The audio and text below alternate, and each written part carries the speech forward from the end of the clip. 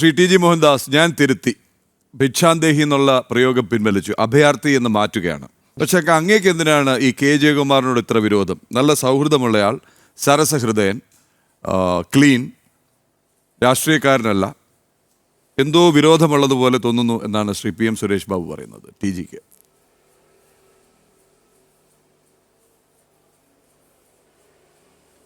ഇല്ല, എന്നെ പറ്റിയല്ല ശ്രീ സുരേഷ് ബാബു അങ്ങനെ പറഞ്ഞത്.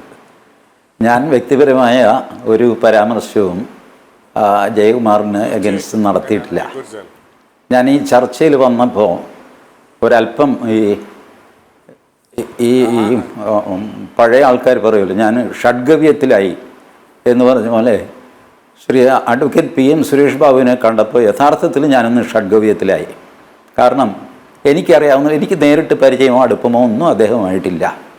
ബട്ട് ഒരുപാട് ഈ ടി വി ചർച്ചകളിൽ അദ്ദേഹവും ഞാനും ഉണ്ടായിട്ടുണ്ട്. അദ്ദേഹത്തെ പോലെ ഇത്രയും മാന്യത പാലിക്കുന്ന, മിതത്വം പാലിക്കുന്ന, ഭാഷ വേണ്ട രീതിയിൽ മാത്രം കൈകാര്യം ചെയ്യുന്ന, ഒരു രീതി എതിർക്കുമ്പോൾ പോലും മറ്റൊരാളെ അപമാനിക്കാതെ ശ്രദ്ധിച്ച് സംസാരിക്കുന്ന ആളാണ് അദ്ദേഹം. എത്രയോ രാഷ്ട്രീയക്കാർ ടി വിയിൽ വരുന്നു പോകുന്നു, ഞാനും അങ്ങനെ വന്നിട്ട് പോയ ഒരാളാണ്.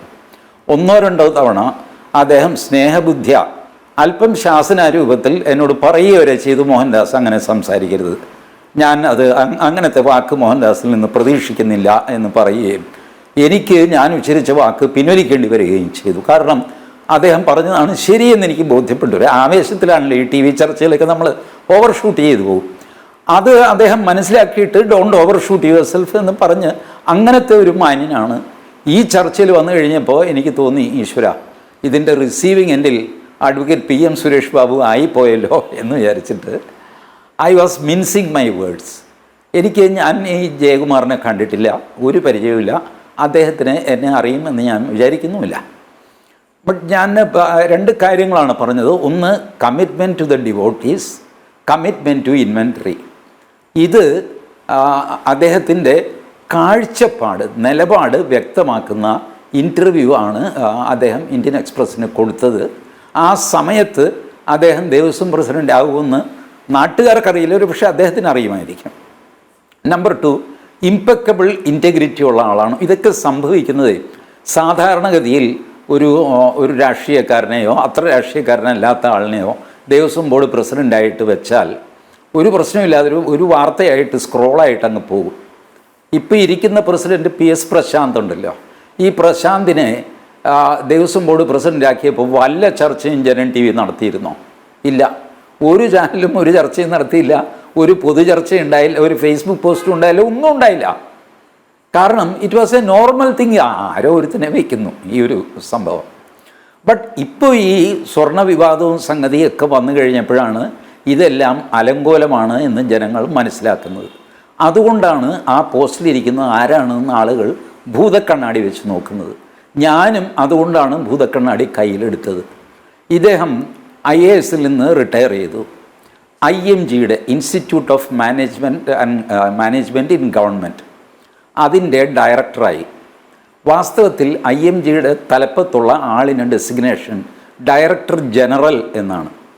അതൊരു കേഡർ പോസ്റ്റാണ്. IASകാർ, സെർവിങ് IASകാർ ഇരിക്കേണ്ട പോസ്റ്റാണ്. സർക്കാർ എന്ത് ചെയ്തു? ഡയറക്ടർ എന്ന് പറഞ്ഞിട്ട് വേറൊരു പോസ്റ്റ് ക്രിയേറ്റ് ചെയ്തു. ക്രിയേറ്റ് ചെയ്യാൻ സർക്കാരിന് അവകാശമില്ലേ? ഉണ്ട്. ക്രിയേറ്റ് ചെയ്തു. അവിടെ ജയകുമാറിനെ വെച്ചു. ഈ നിയമനത്തെ ചോദ്യം ചെയ്തിട്ട് സകല IASകാരും പിന്നെ അവരുടെ IAS അസോസിയേഷൻ ആരാണ്ടൊക്കെ കൂടിയിട്ട് സെൻട്രൽ അഡ്മിനിസ്ട്രേറ്റീവ് ട്രിബ്യൂണലിൽ കേസ് കൊടുത്തു 2023. സർക്കാർ ഇതിൽ കൗണ്ടർ ഫയൽ ചെയ്തു. പക്ഷേ K ജയകുമാർ കൗണ്ടർ പോലും ഫയൽ ചെയ്തിട്ടില്ല. അദ്ദേഹത്തിന് അറിയാം തോൽക്കാൻ ഒരു ചാൻസ് ഉണ്ട്. കാരണം നിങ്ങളൊരു അഡീഷണൽ പോസ്റ്റ് ക്രിയേറ്റ് ചെയ്തിരിക്കുന്നു, ഡയറക്ടർ എന്ന്. ഡയറക്ടർ ജനറൽ എന്നുള്ള പോസ്റ്റ് നിങ്ങൾ ഫില്ല് ചെയ്തിട്ടുമില്ല. നിങ്ങൾക്കൊരു ഡയറക്ടർ അത്യാവശ്യമായിട്ട് വേണമെങ്കിൽ കേഡറിൽ നിന്നൊരു IASകാരനെ വേണം അവിടെ വയ്ക്കാൻ. ആ കസേര കാലിയാക്കിയിട്ടിട്ട് നിങ്ങൾ വേറൊരു കസേര ഉണ്ടാക്കിയത് എന്തിന് എന്ന് ട്രിബ്യൂണലിൽ ചോദിച്ചാൽ സർക്കാരിന് മറുപടിയില്ല, ജയകുമാറിന് മറുപടിയില്ല. ഇൻ എവരി ലൈക്ലിനെസ് അദ്ദേഹം ആ കേസ് തോറ്റ് അല്പം ക്ഷീണത്തിൽ IMGന്ന് ഇറങ്ങേണ്ടി വരും. അതിന് പറ്റിയ ഒരു ഏർപ്പാടെന്താ? ദേവസ്വം ബോർഡ് പ്രസിഡന്റ് എന്നാരെങ്കിലും ആരോപിച്ചാൽ you go through the facts. ഈ ഡേറ്റ്സ് വെച്ച് ഈ നിയമനവും സംഗതിയും കേസും ഒക്കെ നോക്കിക്കഴിഞ്ഞാൽ ഇതിൽ നിന്ന് ഓണറബിളായിട്ട് എക്സിറ്റ് ചെയ്യാൻ അദ്ദേഹത്തിന് മാർഗം എന്താ? ദേവസ്വം ബോർഡ് പ്രസിഡന്റ് ആവുക അല്ലേ? ഇതിൽ തരക്കേടൊന്നുമില്ല, ലീഗലി എല്ലാം കണക്റ്റഡാണ്. ബട്ട് ഈ ഇൻറ്റഗ്രിറ്റി എന്ന് പറയുന്നത് ബിയോണ്ട് ലീഗാലിറ്റിയാണ്. ചില കാര്യങ്ങൾ ലീഗലായിരിക്കും. എന്നെ ഇപ്പോൾ പിണറായി വിജയൻ എന്ന മുഖ്യമന്ത്രിക്ക് അഡ്വൈസറായിട്ട് നിയമിക്കാം, ഇല്ലീഗാലിറ്റി ഒന്നുമില്ല. ബട്ട് അത് ഇമ്മോറലായിരിക്കും, ഇല്ലേ? രണ്ടറ്റത്ത് നിൽക്കുന്ന രണ്ടാളുകൾ. മോഹൻദാസിന് എന്താ കുഴപ്പം എന്ന് PM ശ്രീക്ക് എന്താ കുഴപ്പമെന്ന് ശിവൻകുട്ടി ചോദിച്ചു പോലെ മോഹൻദാസിന് എന്താ കുഴപ്പമെന്ന് പിണറായി വിജയൻ ചോദിച്ചാൽ കഴിഞ്ഞു, it is over. But will you say that Mohandas ഒരു ഇൻറ്റഗ്രിറ്റി ഉള്ള ആളാണെന്ന് നിങ്ങൾ പറയുമോ? ഇല്ല. ബട്ട് ഇല്ലീഗാലിറ്റി വല്ലതുണ്ടോ? ഇല്ല. നിങ്ങൾക്ക് കോടതി പോകാൻ പറ്റുമോ? ഇല്ല. This is how things are being managed. മെയ്വഴക്കം എന്ന് പറയുന്നത് ഇതാണ്. തർക്കിച്ച് നിൽക്കാൻ പറ്റും, നിങ്ങൾക്ക് തർക്കിച്ച് തോൽപ്പിക്കാൻ അവർ സാധ്യമല്ല. But you know it's not so good. അപ്പോൾ ഒരു ഈ ഇൻറ്റഗ്രിറ്റിക്ക് കുറവ് തട്ടുന്ന ഒരു പ്രവൃത്തി ആയിരുന്നു അദ്ദേഹത്തിൻ്റെ നിയമനം. ഇതുപോലെ മറ്റ് IAS ഉണ്ട്, ഞാൻ പേര് പറയുന്നില്ല. മറ്റ് IAS ഇതിലും വലിയ പോസ്റ്റുകളിലൊക്കെ റിട്ടയറായിട്ട് പിന്നെയും തുടരുന്നവരുണ്ട്. അവർ വിവാദത്തിൽ വരാത്തത് എന്താ? അവർ ദേവസ്വം ബോർഡോ അങ്ങനെയുള്ളൊരു വിവാദ നിയമനമോ അല്ല അവരുടെ. കോംപ്ലിക്കേറ്റഡ് ആയിട്ടുള്ള എന്തോ നിയമനത്തിൻ്റെ അതിൻ്റെ ഒരു ബോർഡ് ഉണ്ടാക്കിയിട്ട് അതിൽ റിട്ടയർ ആയപ്പോൾ തന്നെ കയറുക, ഇങ്ങനെയൊക്കെ ചെയ്ത ആശാന്മാരുണ്ട്. ഇപ്പോഴും അവർ ജീവനോടെ ഉണ്ട്, അവർ ഭരിക്കുന്നുമുണ്ട്. ബട്ട് ഇദ്ദേഹത്തിൻ്റെ നിയമനം വിവാദത്തിൽ വന്നത് ഇതുകൊണ്ടാണ്. ഈ ദേവസ്വം ബോർഡിൻ്റെ നിയമനം തന്നെയുണ്ട്. ഇപ്പോൾ KJ കുമാർ IAS, സുരേഷ് ബാബു പറയുന്നത് നമുക്ക് മുഖവിലേക്ക് എടുക്കാം, വേറെ ആരെ വയ്ക്കണമായിരുന്നു എന്നാണ്. ഒരുമാതിരി ഇപ്പോൾ രാഷ്ട്രീയക്കാരെ വെച്ചാൽ അത് കുറ്റം. എന്നാൽ രാഷ്ട്രീയം ഇല്ല, അഡ്മിനിസ്ട്രേഷൻകാർ. ഇതിന് മുമ്പ് ചോദ്യം ഉണ്ടായിരുന്നു, ആ ഒരു IAS വയ്ക്കരുതോ, IPS വയ്ക്കരുതോ? ഒരു IAS വെച്ചു, അപ്പോൾ അതും കുറ്റം. സുരേഷ് ബാബുവിൻ്റെ ഭാഗത്തുനിന്ന് ആലോചിച്ച് നോക്കുക. അവൈലബിൾ ബെസ്റ്റിനെ അവർ വെച്ചു. ബട്ട് ഈ അവൈലബിൾ ബെസ്റ്റിനെ തിരഞ്ഞെടുത്തത് എങ്ങനെ?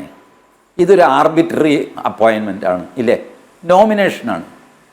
മുഖ്യമന്ത്രിക്കോ മന്ത്രിസഭയ്ക്കോ തോന്നി ഇയാൾ കൊള്ളാം എന്ന് തോന്നി. വേറെ ആരാന്ന് ചോദിച്ചു കഴിഞ്ഞാൽ നിങ്ങളൊരു അഡ്വർടൈസ്മെൻറ്റ് ഇട്ടോ, UPSC മറ്റേ പബ്ലിക് സെക്ടർ സെലക്ഷൻ ബോർഡ് എന്നൊക്കെ പറയുന്ന പോലെ ഒരു അഡ്വർടൈസ്മെൻറ്റ് കൊടുക്കുന്നു. ദേവസ്വം ബോർഡിലേക്ക് 3 മെമ്പർമാരെ ക്ഷണിച്ചു കൊള്ളുന്നു, ഇന്നതാണ് യോഗ്യത, മറ്റേ ഇത് പോലീസ് വെരിഫിക്കേഷൻ ഉണ്ടാകും, ഇതുണ്ടാകുന്നു. ഡീറ്റെയിൽ ആയിട്ട് അഡ്വർടൈസ്മെൻറ്റ് കൊടുക്കുക. And you see how many candidates are appearing. ഞാനിത് ഇത്ര ധൈര്യമായിട്ട് പറയാൻ കാര്യം, ഈ പ്രശ്നം 2015 ഹൈക്കോടതിയിൽ എത്തിച്ചവനാണ് ഞാൻ. ഈ അപ്പോയിൻമെൻറ്റ് ആർബിട്രറിയാണ്. ഈ നോമിനേഷന് ഒരു ബേസിസുമില്ല. ട്രാവൻകൂർ ദേവസ്വം ബോർഡ് ആക്റ്റിൽ ഇവരുടെ ക്വാളിഫിക്കേഷനൊന്നും മിനിമം ക്വാളിഫിക്കേഷനാണ്. ക്രിമിനൽ കേസിൽ ജയിലിൽ പോയ ആളായിരിക്കരുത്, ഭ്രാന്തനായിരിക്കരുത്, 25 വയസ്സ് കഴിഞ്ഞിരിക്കണം, ദാറ്റ്സ് ഓൾ. ഏത് മനുഷ്യനും കയറി ദേവസ്വം ബോർഡ് പ്രസിഡൻ്റ് ആവാം. അപ്പോൾ കോടതിയിൽ ഇത് വന്നു കഴിഞ്ഞപ്പോൾ കോടതി അഡ്വക്കേറ്റ് ജനറലിനോട് ചോദിച്ചു, ഞങ്ങളുടെ കയ്യിൽ നല്ല സ്റ്റെർലിംഗ് ഒരു പേഴ്സണാലിറ്റി ഉണ്ട്, അയാളെ ദേവസ്വം ബോർഡ് പ്രസിഡൻ്റ് ആക്കണമെന്നുണ്ട്, എന്ത് ചെയ്യണം? അഡ്വക്കേറ്റ് ജനറൽ പറഞ്ഞു, അല്ല, government in its wisdom will decide. ശരി, ഗവൺമെൻറ്റിന് വിസ്ഡം ഉണ്ട്, ഞങ്ങൾക്കതിൽ തർക്കമൊന്നുമില്ല. ബട്ട് ഈ സ്ട്രീമിലേക്ക് ഈ മനുഷ്യനെ ഒന്ന് കയറ്റി വിടണം, എന്ത് ചെയ്യണം? വീണ്ടും ഇദ്ദേഹം പറഞ്ഞു, ഗവൺമെൻറ് ഇറ്റ് ഇസ് വിസ്ഡം. ജഡ്ജിമാർ പറഞ്ഞു, ഗവൺമെൻറ്റിൻ്റെ വിസ്ഡത്തെ ഞങ്ങൾ ചോദ്യം ചെയ്യുന്നില്ല. ഒരു മാന്യൻ, ഞങ്ങൾക്ക് പരിചയമുള്ള ആൾ, ഞങ്ങൾക്ക് വിശ്വാസമുള്ള ആൾ, മിടുക്കനാണ്, ഈ സ്ട്രീമിലൊന്ന് കയറ്റിവിടണം, എന്ത് ചെയ്യണമെന്ന് പറയൂ AG മിണ്ടിയില്ല. ജഡ്ജി പൂരിപ്പിച്ചു, രാഷ്ട്രീയക്കാരുടെ പിന്നാലെ തലയും ചൊറിഞ്ഞ് നടക്കണം അല്ലേ എന്ന് ചോദിച്ചു. AG വീണ്ടും മിണ്ടിയില്ല. എൻ്റെ കേസ് ഹൈക്കോടതി തള്ളി. ഹൈക്കോടതി പറഞ്ഞു, നിങ്ങളുടെ ആർഗ്യുമെൻറ്റിൽ കഴമ്പുണ്ട്, പക്ഷേ ഈ ദേവസ്വം ബോർഡിനെ പിരിച്ചുവിട്ട് വേറൊരു ഭരണ സംവിധാനം ഉണ്ടാക്കാനായിട്ട് നിർദ്ദേശിക്കാൻ ഹൈക്കോടതിക്ക് പവറില്ല. ഞാൻ സുപ്രീം കോടതിയിൽ അപ്പീലുമായിട്ട് പോയിരിക്കുകയാണ്. 2018 ഡിസംബർ മുതൽ അപ്പീൽ പെൻഡിങ് ആണ്. ആകെ ഇത്രയേ ഉള്ളൂ. ഹൈക്കോടതിക്ക് ബോധ്യപ്പെട്ടതാണ്, പക്ഷേ അധികാരമില്ല എന്ന് പറയുന്നു. അതുകൊണ്ട് സുപ്രീം കോടതി അധികാരം ഉപയോഗിക്കണം.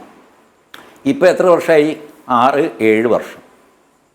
2023 പട്ടികളുടെ കേസ് വന്നത്.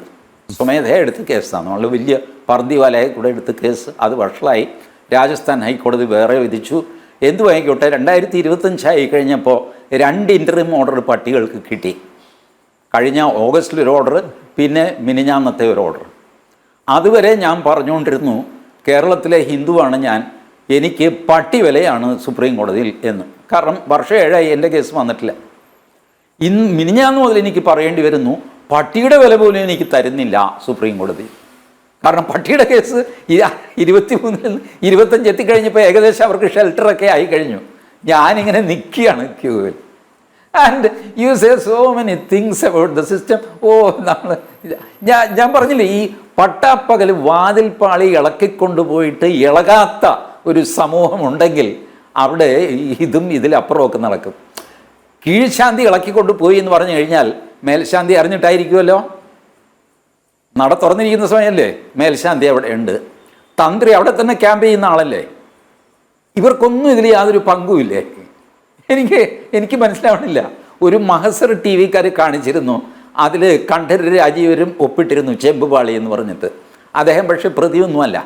അതും ഇങ്ങനെയാണ്. ഇത് ഈ ചില ആളുകൾക്കുണ്ടല്ലോ, it is taken for granted that they will not commit anything wrong. അതാണ്. അതിലിപ്പോൾ കീഴ്ശാന്തിയുടെ പേര് മാത്രം, പേരും പോലും പറഞ്ഞിട്ടില്ല, കീഴ്ശാന്തി അഴിച്ചു കൊടുത്തു എന്നാണ് ഹൈക്കോടതി പറഞ്ഞിരിക്കുന്നത്. ഇനി തന്ത്രി എന്തൊക്കെ ചെയ്തു, മേൽശാന്തി എന്തൊക്കെ ചെയ്തു? കാരണം ഈ വാതിൽ അഴിച്ച് എടുത്ത് അതിൻ്റെ മെഷർമെൻ്റ് എടുക്കാൻ നേരത്ത് ശ്രീകോവിൽ തുറന്നിരിക്കുകയല്ലേ. ദ്വാരപാലകന്മാർക്ക് ഡ്യൂപ്ലിക്കേറ്റ് ഉണ്ടെന്ന് നമുക്കിപ്പോൾ വ്യക്തമായല്ലോ. വാതിൽപ്പാളികൾക്ക് ഡ്യൂപ്ലിക്കേറ്റ് ഉണ്ടെന്ന് വ്യക്തമായല്ലോ.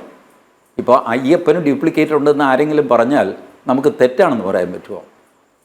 വേറൊരു അയ്യപ്പനുണ്ട്. ദ്വാരപാലകർക്ക് ഡ്യൂപ്ലിക്കേറ്റ് ഉണ്ട് എന്ന് ഉണ്ണികൃഷ്ണൻ പോറ്റിയാണ് ദേവസ്വം ബോർഡിനെ അറിയിക്കുന്നത്. അവിടെ സ്റ്റോർ റൂമിൽ ഇരിപ്പുണ്ട് 2 ദ്വാരപാലകൻ വേറെ, അതെടുത്ത് ഫിറ്റ് ചെയ്തു. ബൈ ദ ടൈം ഞാൻ ഇത് ശരിയാക്കി കൊണ്ടുവരാം. വാതിൽപ്പാളി ഒറിജിനൽ വാതിൽപ്പാളിയാണോ ഡ്യൂപ്ലിക്കേറ്റ് ആണോ ആർക്കറിയാം. ഒരെണ്ണം പ്രസാദ കൗണ്ടറിൻ്റെ അടുത്ത് കിടക്കുന്നു, ഒരെണ്ണം വാതിലിൽ ഫിറ്റ് ചെയ്തിരിക്കുന്നു. ഇതിലേതാണ് ഒറിജിനൽ ആർക്കും അറിയില്ല. അപ്പോൾ ഇപ്പോൾ ഇരിക്കുന്ന അയ്യപ്പ വിഗ്രഹം ഇത് ഒറിജിനലാണോ? തന്ത്രിക്കറിയാമോ? മേൽശാന്തിക്കറിയാമോ? നറുക്കെടുത്ത് മാറി മാറി വരുന്ന മേൽശാന്തിമാരാണ്, പുറപ്പെടാ ശാന്തിയാണെന്നാണ് വെപ്പ്. ആർക്കെങ്കിലും എന്തെങ്കിലും ട്രേസ് ഉണ്ടോ? ആരെങ്കിലും മുന്നോട്ട് വന്ന് ഇതിൻ്റെ സത്യം പറയുമോ? ഞാൻ കരുതുന്നില്ല. ശബരിമലയുടെ പേരിൽ തെരുവിലിറങ്ങിയ ആൾക്കാർ നോക്കൂ, ഒരാളിപ്പോൾ തെരുവിലുണ്ടോ? ഇല്ല. ശബരിമലയുടെ ശ്രീകോവിലിൻ്റെ വാതിലിളക്കിയിട്ട് അതുപോലെ തന്നെ നമ്മൾ ദിവസവും ജനൻ ടി വിയിൽ കാണുന്നില്ല, ഹരിവരാസനം പാടി നടയടയ്ക്കുന്നു. നടയടച്ച് താക്കോൽ ദേവസ്വം ബോർഡ് പ്രസിഡൻറ്റിന് കൊടുക്കുന്നു മേൽശാന്തി. ഇത് കഴിയുമ്പോൾ വാതിലടക്കം ഇളക്കിയെടുത്തുകൊണ്ട് പോകുന്നു. എന്ത് ചെയ്യും? ഈ കുളം കുഴിക്കുമ്പോൾ കുറ്റി പറിക്കണ്ടെന്ന് പറയുമല്ലോ, അതുപോലെ വാതിൽ പറിക്കുമ്പോൾ പിന്നെ ഈ കുറ്റിയും സംഗതിയും താഴും താക്കോലും ഒന്നും പ്രസക്തമല്ലല്ലോ, വാതിൽ തന്നെ ഇളക്കിയെടുക്കുകയല്ലേ. ഈ അവസ്ഥ ഇത് ഹൈക്കോടതിയുടെ ജഡ്ജ്മെൻറ്റിൽ എഴുതി വെച്ചിട്ട് ആരും ആ പോർഷൻ നിർഭാഗ്യവശാൽ മീഡിയയും അതങ്ങോട്ട് ബ്ലാക്ക് ഔട്ട് ചെയ്തു.